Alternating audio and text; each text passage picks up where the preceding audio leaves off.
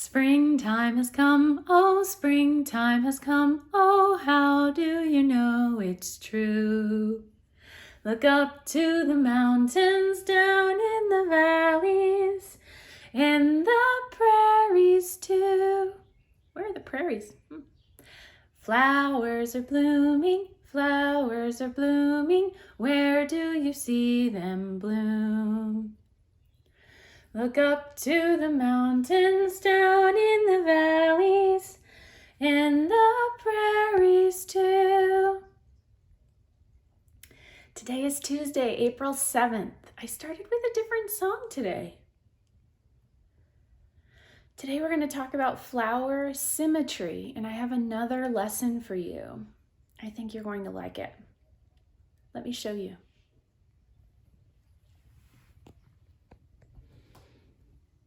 Here's my table. Let me get this set up. I really hope it doesn't look funky on your screens, but I am trying my best to. There we go. There we go. To figure out this technology here. I made a beautiful flower arrangement. Did you find a bouquet yesterday? I bet you have so many beautiful flowers in your yard. You're just noticing how many are blooming right now in the spring. So we've been talking about flowers and how beautiful they are. Some of them are brightly colored, some of them are just white, like this lime flower. When we look down at the top of flowers, we did this yesterday, right? You can look from the top, and it kind of looks a bit like the spokes of a wheel on your bike. Let's look at this one. That one's not open all the way. It's a little bit colder outside today. The petals are about the same size and same shape. This one is folded over a little bit because of the rain. It's very delicate. There we go.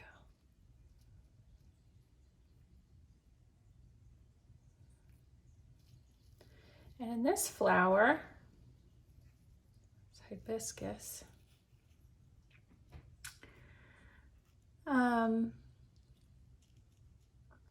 It looks like they're all the same color, the same shape and size. And how many petals do we have on this flower? Let's see. 1, 2, 3, 4, 5. This flower has 5 petals, even though they're the same size and shape. They have an odd number of petals.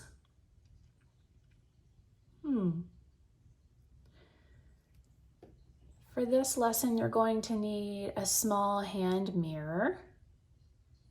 So if you don't have that, you can pause the video, go find a compact or something small that you can use, and come back to us in just a minute. We're also going to use a pencil and a couple pieces of paper for labeling.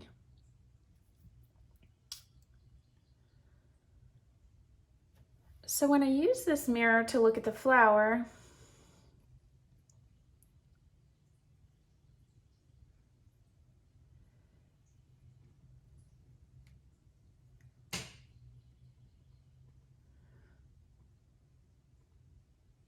it does look really similar to what the bottom half of the flower might look like.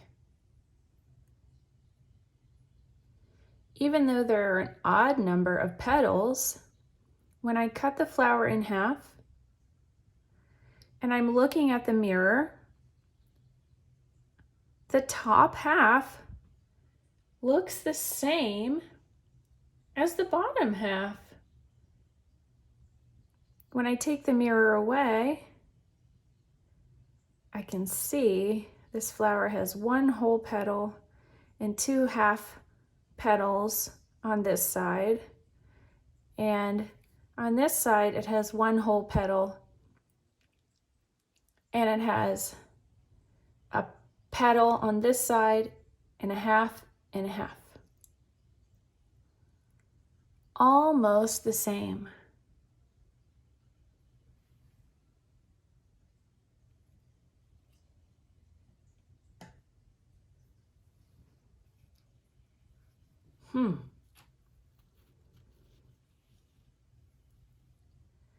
Let's look at the poppy.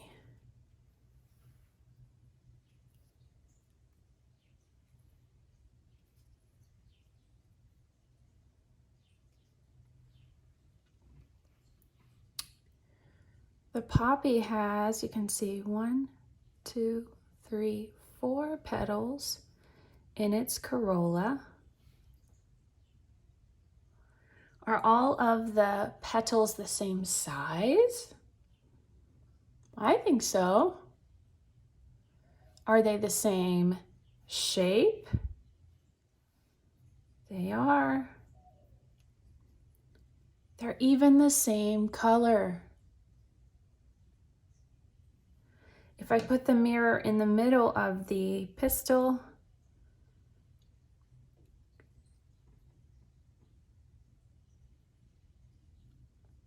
one half of the flower cut right down the middle, I see 2 petals, and it's reflecting just what the other side of the flower would look like. 2 petals.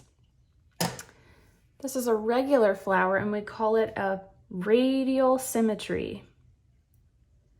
It looks exactly the same on one side that it does the other. You could cut it in half. It looks just the same. That's called radial symmetry. Radial symmetry. I want to write that down. Parents, I didn't say this before, but in the classroom we use these My First Try Right Ticonderoga pencils. They're really helpful for small fingers because they're thicker and they still have the triangular shape. If you don't have these at home, it might be a good idea to get some of these if your child is writing on paper. That would be a child that is 4.5-ish and older. I'm going to write, what did I say that was called? Radial.